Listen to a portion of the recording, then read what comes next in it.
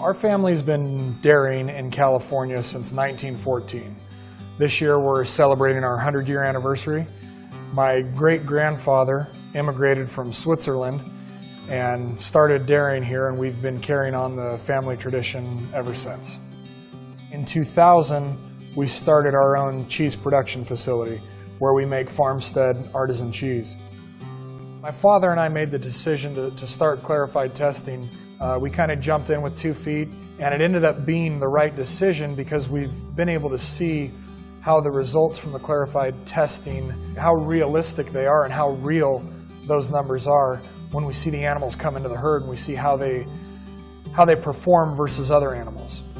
Parent averages alone, you're running about 30 to 35% reliability, where using the genomic testing that CLARIFIDE provides, you're able to increase that reliability and really have sound science behind some of the decisions that you would make.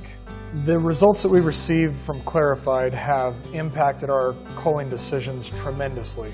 We have seen an overall increase in milk production based on culling heifers at a younger age. So we're keeping the animals that have the genetics to give more milk that have been proven with the CLARIFIDE test. 2 years ago, we were carrying about 120% heifers versus our milking herd. Today we're down to 80%. And if you assume that it costs $2 per head per day to feed a replacement animal, you can do the math very quickly to regain the investment of the CLARIFIDE test.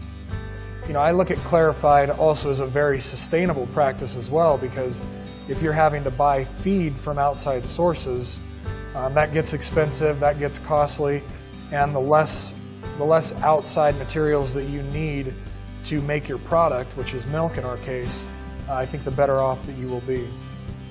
For people that aren't using the CLARIFIDE testing right now, I would recommend you start small. You start with a group of animals that you really don't know what they're going to be. So in most cases that's young animals, that's heifer calves, that's any heifer that hasn't been bred yet.